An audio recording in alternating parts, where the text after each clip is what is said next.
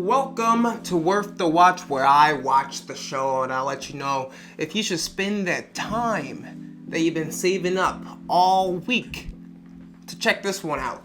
Today we're talking about Dragon Ball Daima. To tell you what Dragon Ball Daima is, it's another Dragon Ball spin-off, but written by Akira Toriyama.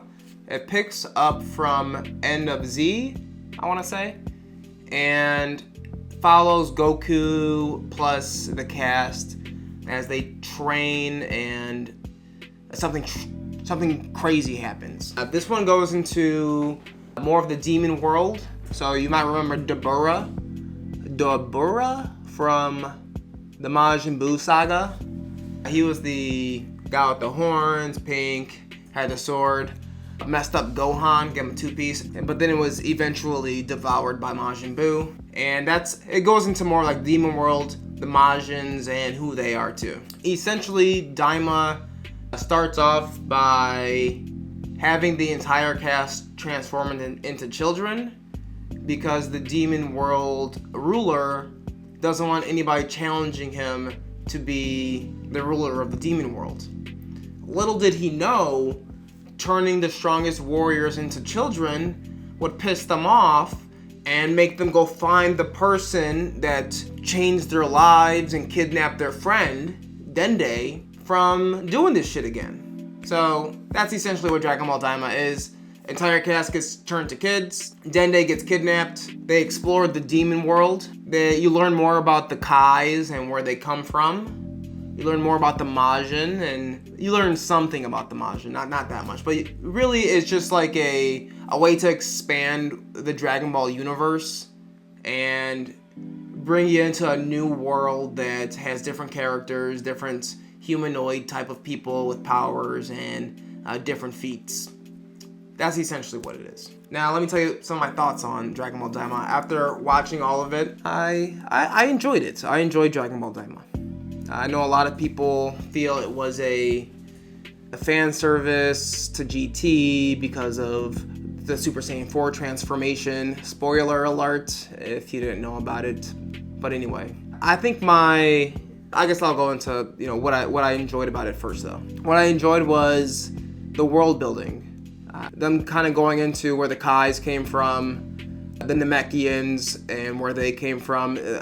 They're demons as well. All demons got the pointy ears, so that kind of makes sense.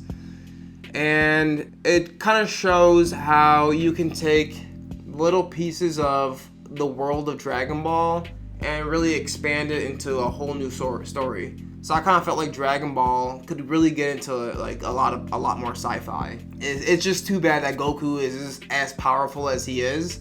So they had to make him weaker by making him a child to have people that he could fight, and make it not seem like, hey, this is going to be a wash for this person fighting Goku.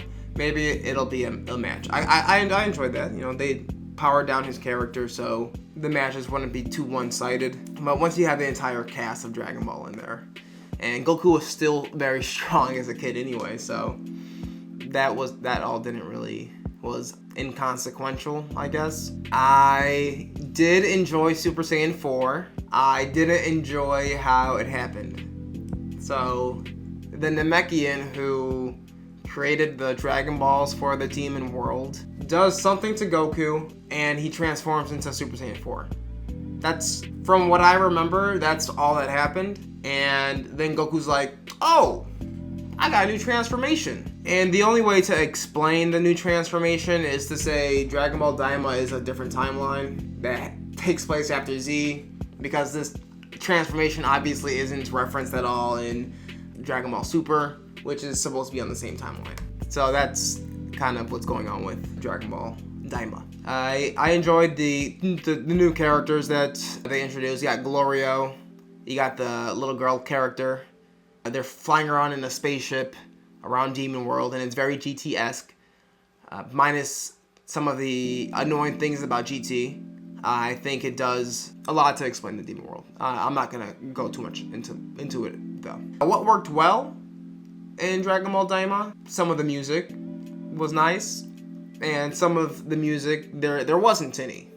Especially at the end. I think they just stopped for whatever reason. Like a nice little soundtrack would be good during the big fight. What I didn't like was the little demon eye that the guy puts on his head, and now he becomes the strongest. That was weird. I didn't enjoy that, and I didn't enjoy I can't remember his name, the Demon World King, the new guy, who is trying to stop Goku and his crew for whatever reason. It didn't really have a lot of weight to it. If you're the ruler of the demon world, I would have liked his character to be a little bit more evil, like Deborah, and wanting to do something that made him a character worth hating, besides him being annoying. But this is a show tailored towards children, so maybe that's too much to ask for. Anyway, I felt Dragon Ball Daima lacked in its big bad boss. You thought something was going to happen with the Majins that they were creating, the green guys, but they became joke characters, and one became smart, one became a little bit like Fat Boo, who enjoyed chocolate. They did nothing with these characters, really.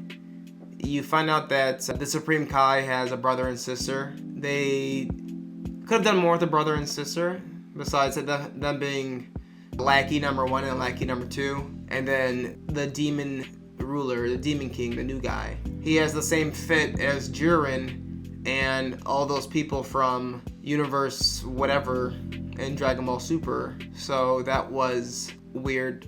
It lacked character design, in my opinion. Change them up. Make him a cooler character. Make him part of the Deborah family instead of this weird pipsqueak that you gave us.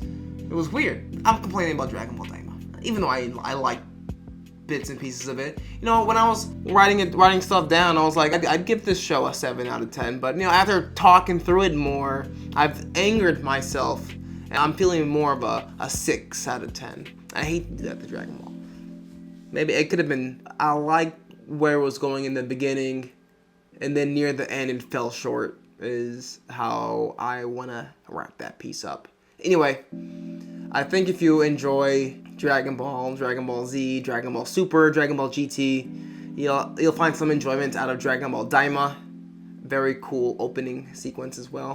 Where are they going to take Dragon Ball from here? That's the big question. No one really knows if Super's coming back. From what I've seen online, I was going to say read, but I wouldn't say I'm well read in the Dragon Ball news. So it's just what I've seen on Instagram and Twitter, that the people who create the manga and the people who create the show are at odds. Akira Toriyama is no longer with us, RIP, and no one knows if Super's coming back or not. I would love for Super to come back because I enjoyed where the manga went after Dragon Ball Superhero. I liked what they were doing. It was pretty interesting. And some of the characters in the Dragon Ball Super manga, like Moro, the guy with the finger blaster, pew, pew, pew, he's pretty cool. And then the other characters that are subservient to Frieza. And Frieza's black transformation. That's what I would like for it. That's what I would like to come back. So I hope that Dragon Ball Super comes back and is what we get next. But anyway, that's Dragon Ball Daima. Thanks for clicking on the video. Comment, like, subscribe. Let me know what you thought of Dragon Ball Daima. Did you like it? Did you hate it? What do you think about the show? Put it down below. Catch you on the flip side.